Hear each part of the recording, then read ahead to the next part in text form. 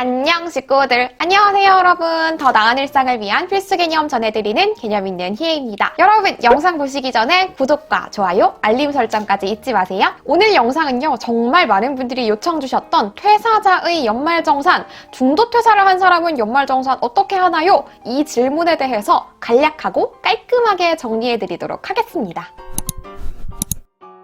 퇴사를 한 사람들의 연말정산은 크게 두 가지로 분류할 수 있습니다. 첫 번째는 작년 퇴사, 올해 이직. 두 번째는 올해 퇴사, 올해 이직. 첫 번째, 작년 퇴사, 올해 이직. 이 유형부터 먼저 알아보겠습니다. 저의 책 하루 5분 머니로그에 나와 있는 예시를 들어서 설명을 드리도록 할게요. 제가 19년도 9월에 퇴사를 했다라고 가정을 해볼게요. 자, 그렇다면 저는 19년도 9월에 퇴사를 했으니까 20년도 1월 혹은 2월에 회사에서 전산 처리를 하는 연말정산을 하지 못하고 퇴사를 하게 된 거잖아요. 이 같은 경우에는 일단 회사는 제가 1월부터 9월까지 일한 근로소득에 대해서 일단 기본 공제 사항들을 먼저 처리를 해줍니다. 그렇다면 우리가 충분히 내가 돌려받을 수 있는 내역들에 대해서 100% 소명을 하지 못했다라는 얘기가 되는 거잖아요. 이럴 때에는 해를 넘겨서 20년도 5월에 종합소득세 신고 기간에 경정 청구를 하시면 되는데요. 경정 청구요?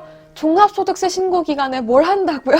놀라셨나요? 걱정하지 않으셔도 됩니다. 요즘에 국세청의 홈택스 홈페이지가 굉장히 깔끔하게 자료를 내려받기 쉽게 되어 있기 때문에 혼자서 연말정산 처리를 하는 것도 그다지 어렵지 않습니다. 그리고 만약 어렵다면 126 국세청 콜센터에 전화를 하셔서 도움을 요청하시면 따로 신청하시는 걸 안내도 받으실 수 있으시니까 크게 걱정하지 않으셔도 되고요. 5월에 여러분들이 홈택스 홈페이지를 접속을 하시면 개인적으로 연말정산 처리를 따로 경정 청구를 하실 수 있도록 메뉴가 개설이 되어 있기 때문에 여기에서 여러분들이 작년 19년 9월까지 일한 분량에 대해서 연말정산 처리를 할 수 있도록 자료가 한꺼번에 다 내려받게 되어 있어요. 회사에서 연말정산을 하시던 거랑 별반 다를 바 없이 다 처리를 할 수 있도록 한 번에 정리가 되어 있기 때문에 여러분들은 전산 안에서 클릭 하시면 됩니다. 두 번째 유형, 올해 퇴사, 올해 이직. 이 같은 경우에는 방법이 조금 나뉘기 때문에 귀를 쫑긋 기울여서 들어주세요. 자, 마찬가지로 하루 5분 머니로그 책에 있는 예시를 한번 들어볼게요. 제가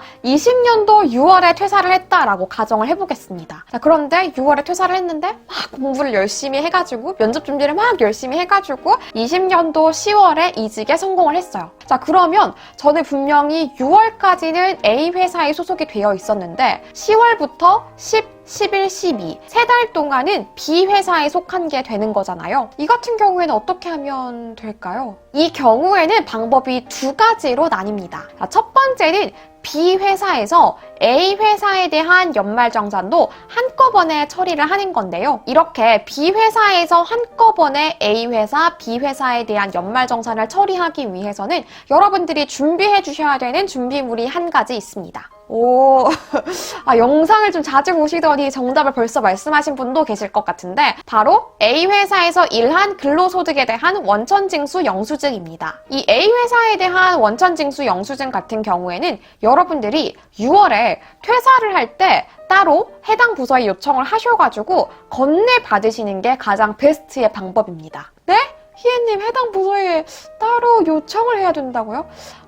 퇴사를 하는 마당에 좀 모든 것이 껄끄러운데 원천징수 영수증까지 요청하기는 좀 그런데요? 맞아요. 조금 껄끄러울 수 있지만 제가 이게 가장 베스트 방법이라고 말씀드린 이유는 회사들은 원천징수 영수증을 귀속 연도 다음 해 3월쯤에 홈택스 전산에다가 원천징수 영수증을 등록하기 때문에 여러분들이 퇴사를 할 때 그때 원천징수 영수증을 미리 요청해서 받지 않으시면 예를 들어 이 예시의 경우에는 21년도 3월이 되어서야 연말정산에 관련된 원천징수 영수증을 발급을 받으실 수 있는 거예요. 자, 그러면 여러분 3월에 원천징수 영수증을 발급을 받을 수 있다. 이 말이 뭡니까? 그렇죠.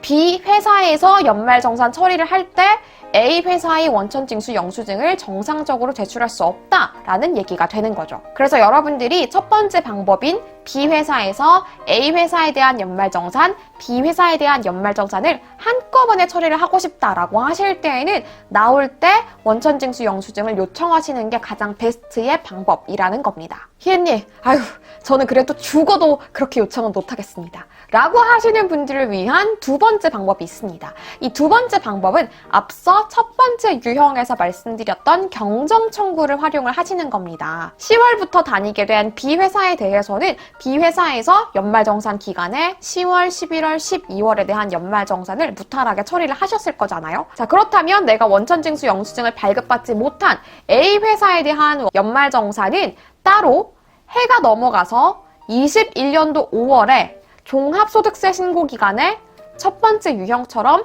경정 청구를 활용하자라는 거죠. 이때 따로 내가 경정 청구를 하게 되면 A회사에 미리 요청을 하지 않아도 A회사가 21년도 3월까지는 홈택스 홈페이지에 원천징수 영수증을 등록을 해 두었을 거니까 우린 그걸 활용해서 무탈하게 경정 청구를 통해서 돌려받으면 된다는 거죠. 자, 이해되셨나요? 만약 작년에 퇴사를 하고 올해 이직을 했다면 해가 바뀐 거니까 그 다음 회사에서 할 수 있는 방법이 없기 때문에 내가 개인적으로 종합소득세 신고 기간에 경정 청구를 하고 같은 해에 퇴사와 이직이 모두 이뤄졌다면 한 회사에서 몰아서 하기 위해서 전 회사에서 원천징수 영수증을 미리 발급받고 이게 좀 껄끄럽다 하시는 경우에는 그냥 첫 번째 방법처럼 해를 넘겨서 종합소득세 신고 기간에 경정 청구를 하면 된다라고 이렇게 정리를 할 수 있겠습니다. 여러분도 아시다시피 저는 이직 경험이 굉장히 많기 때문에 해를 넘겨서 종합소득세 신고 기간에 경정 청구를 한 경험이 굉장히 많은데 생각보다 어렵지 않고 또 어렵다고 하더라도 안내사항들이 잘 나와 있기 때문에 절대 걱정하지 않으셔도 됩니다. 그리고 이렇게 5월에 종합소득세 신고 기간에 경정 청구를 해서 돌려받게 되면 한 7월쯤에 돌려받게 되거든요. 13월의 월급을 7월쯤에 받게 되니까 뭔가 휴가비 받는 느낌이고 또 기분이 새롭더라고요. 여러분도 퇴사했다고 해서 연말정산 내가 돌려받을 수 있는 금액들 절대 놓치지 마시고요. 이렇게 방법을 하나하나 차근차근 따라 하시면 되겠습니다. 그럼 오늘도 제 영상 봐주셔서 너무너무 감사드리고요. 우리는 다음 영상에서 또 만나요. 구독과 좋아요 잊지 마세요. 안녕!